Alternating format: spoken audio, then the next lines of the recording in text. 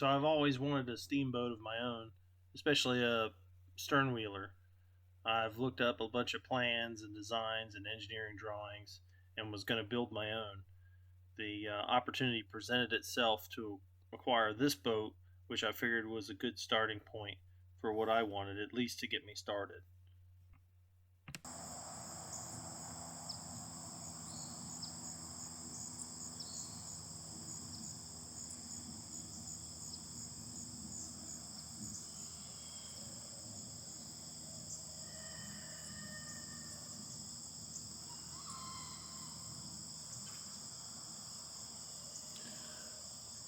So this is the steamboat I've acquired. And yes, it is actually live steam. It's a paddle wheeler. I'm not sure when it was built, but it was used for a documentary going down the Mississippi River and collecting, I think, 47 types of corn. And then when they got to New Orleans, they converted the boiler to run the distiller and made moonshine. I don't know if Thumpa is a nickname, if Thumpa is the original name from the original builder. The boat's name was Southwind for when they used it going down the Mississippi.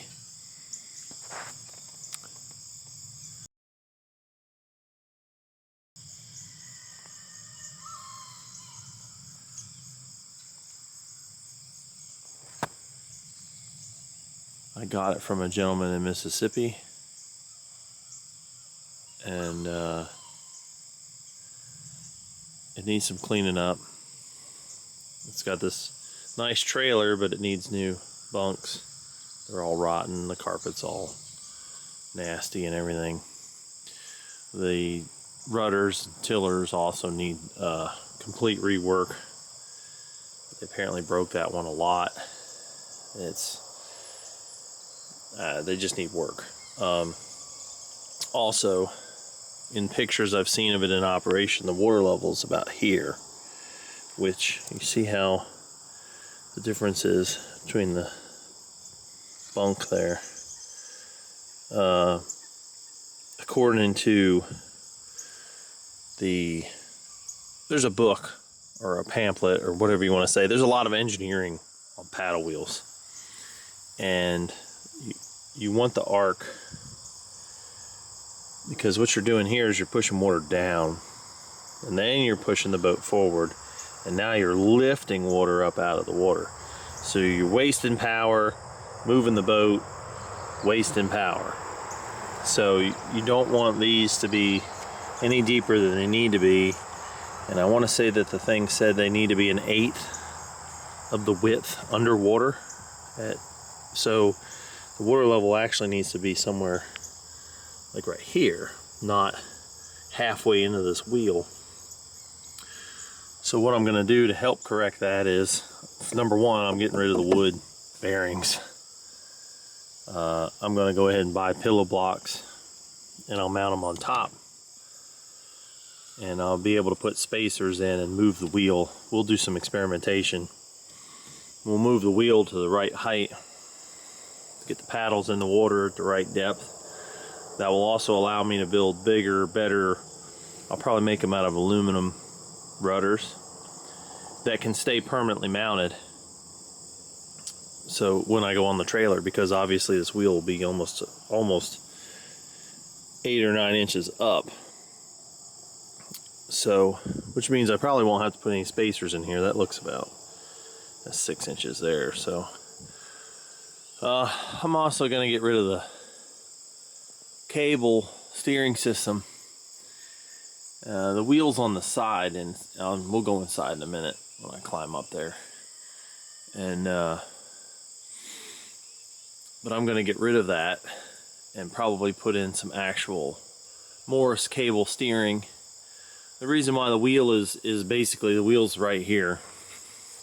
And the reason for that is so that you can pilot the boat and operate the machinery from one place. And obviously with the front house on it, you have to lean out to see where you're going, and trying to see the other side of the boat is an exercise. So the cabin's going to come off of it. I'm just going to make it an open canopy. There was no cross bracing, so when we towed it home, I put straps on it. The stack's down right now. The roof needs to be redone. You can see the rot. And then all this was just plain old, like, see, what you'd put in a house. So it's all rotten. This is it's a wooden hull that's been coated in fiberglass, and it's actually it's in very good shape. It's very sturdy. It just needs a good cleaning. And then I'll probably also run, they didn't do that, they didn't put anything across the back. And I will probably put something directly across the back. I don't know if I will have rudders. A lot of paddle wheelers had, and I don't remember the names off the top of my head, they had rudders in front of the wheel, which helped with reversing, and then they had rudders behind the wheel that would help with forward movement. Again, I'm not sure if I'll put any in the back. They ran it all the way up and down the Mississippi with them right there, so especially if I can make them a little bigger, that might be just enough. So it's a relatively flat bottom. There's a little bit of a keel. Get a little look at the boiler. It was a professionally built boiler. It's a return flue, Scotch Marine style. Some of the piping leaves a lot to be desired. Some of the whistle piping, they left water in them. They didn't drain them. So they've frozen and cracked out at the valves. That ball valve there in particular. There's the wheel, and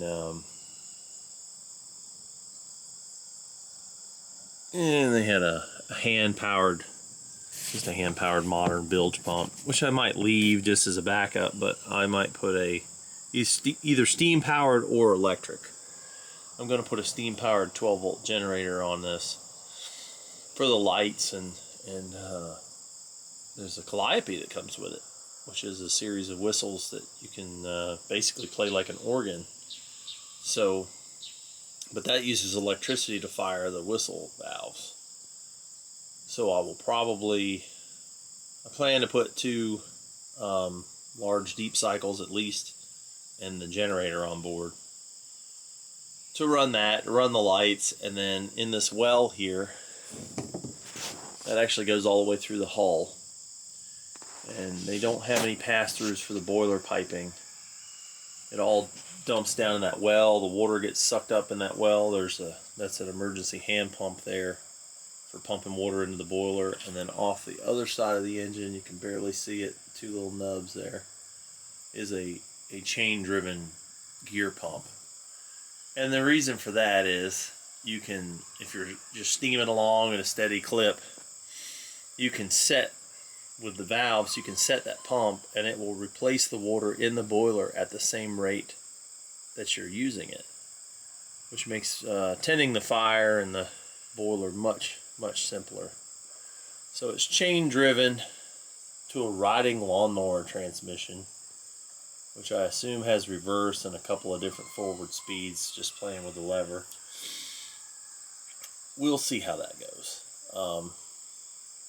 Like, again, it went on a 1,400 mile trip down the Mississippi. So it obviously is a sound design. But I think it can be better.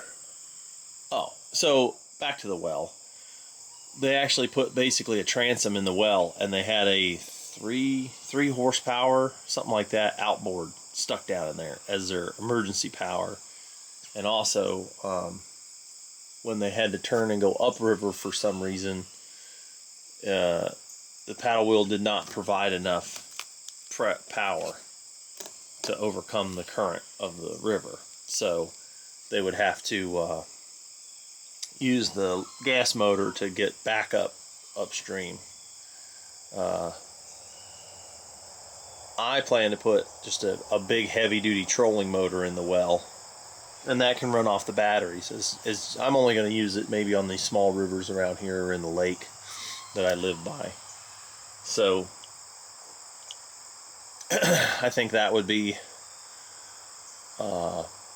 just fine, suitable, however you want to say. And that would allow me to have some docking maneuverability as well, because you can turn the trolling motor, whereas the outboard that they had down in there wouldn't turn very well. You'd still be reliant on the rudders of the boat to steer. But if you put a trolling motor down in there, you could turn that thing 90 degrees and slide this sucker right up to a dock. So I'll probably do that. Again, it's all gonna, if I leave the steering there but remove all the woodwork up front, that may still work. And then I could take it out by myself if I felt like, because I could tend the fire, I can run the engine because the reverse is there, and obviously the valves there and all that for power, and the transmission as well. Otherwise, if I put the wheel up front, I will need a ship's engineer, which will make things a little more complicated and maybe not so much fun. Although, you know, I don't know how often I'm just gonna be like, hey, I'm gonna go take the steamboat out. So it was named Southwind, and again, I don't know, it's not on this side, but it's still on the other side, and it's, I guess, a camper company made one called Southwind, a model. Oh, we also lost part of the roof coming home on the interstate. So, no great loss. It was rotten plywood. So that'll all get redesigned as well. Yeah, and there's the Southwind name. So, I'm going to name it the Mary Doris, which is the first name of my maternal and paternal grandmothers.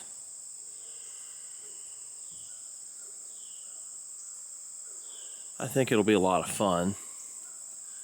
I'm planning to work on it all over the winter and hopefully have it out on the water in the springtime.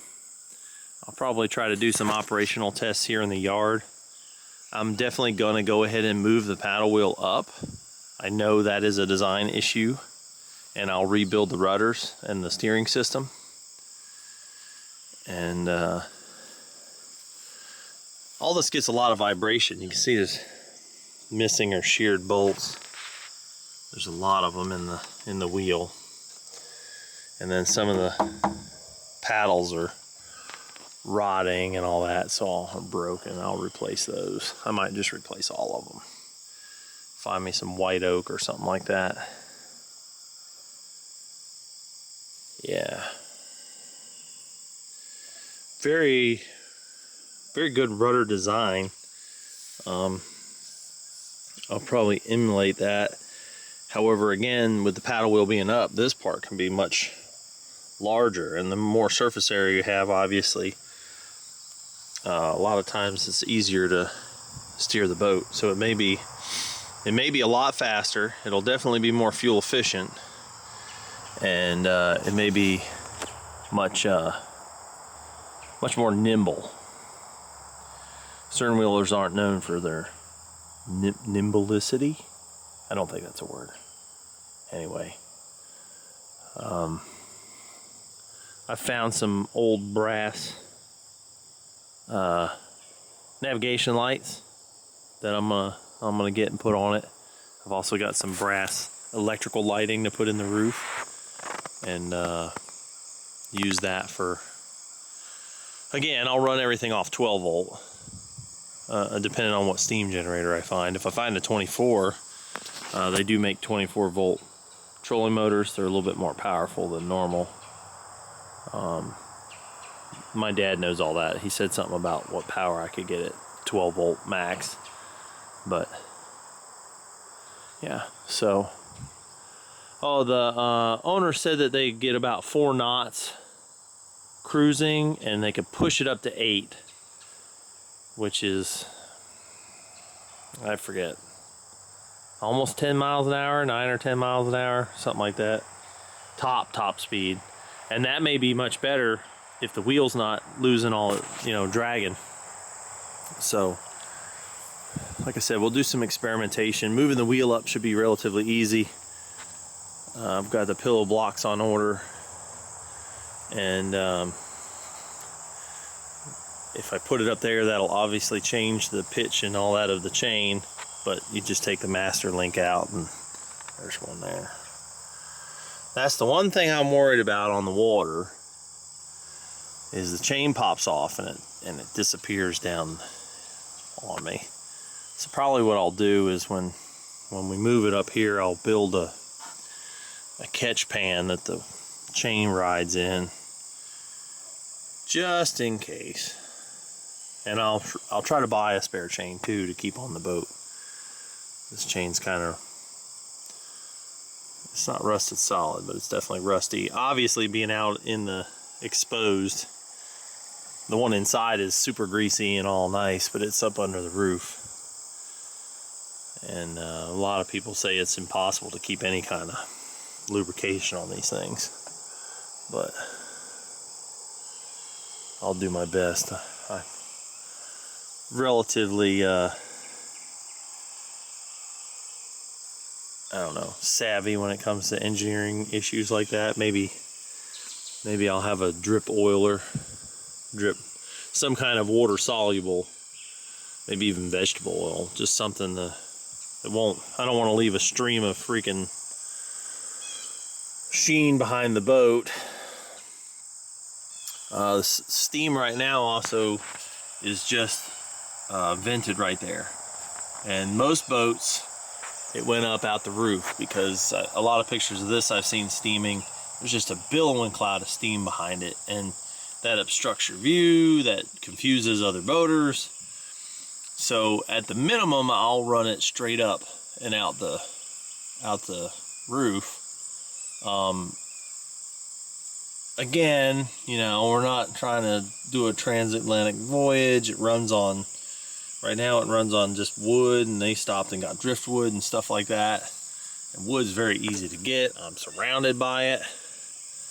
You know, we have enough deadfall around here, I could run this boat for a month and still have plenty of wood. So I'll probably leave it wood. I might put like design a propane burner, just if I want to run it hassle-free, or I have a lot of people on board or something, and I don't want to have to be sitting there stoking the fire all the time, or just enjoy the trip.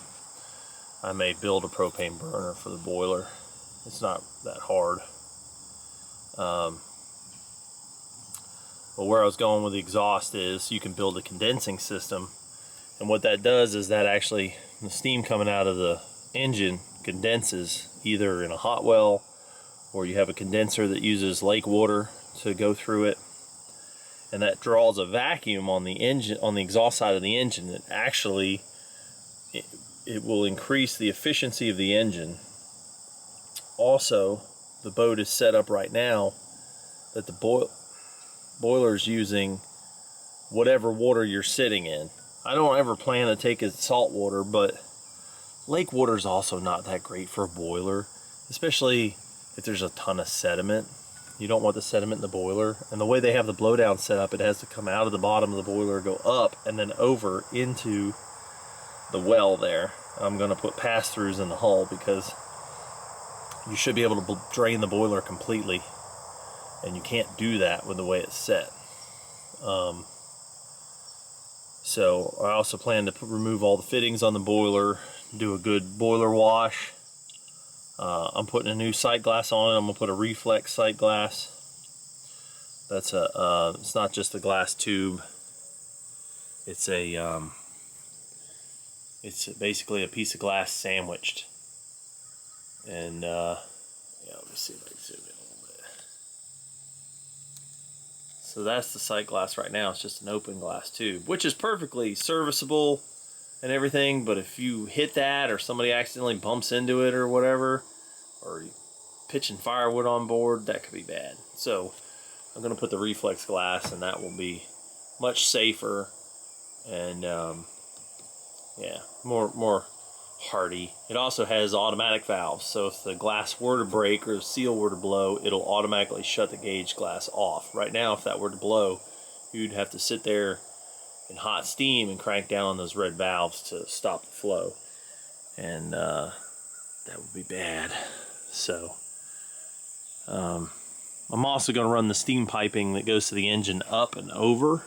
Right now it runs down and along the floor, and you know, you're tripping on it, it's all hot and everything else, so we're not going to play that game.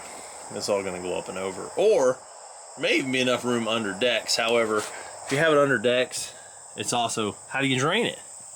That's what I want to know right now. That pipe's probably full of some rusty water because it goes down and then up, and I haven't found a drain in it.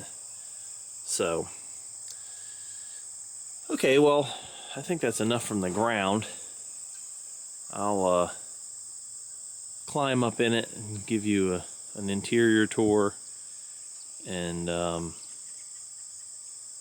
go over all the mechanicals and stuff, more than I already have. That sun's gonna blind it out, but I think it's 22 feet long, something like that. So, all right, well, we're gonna go inside now.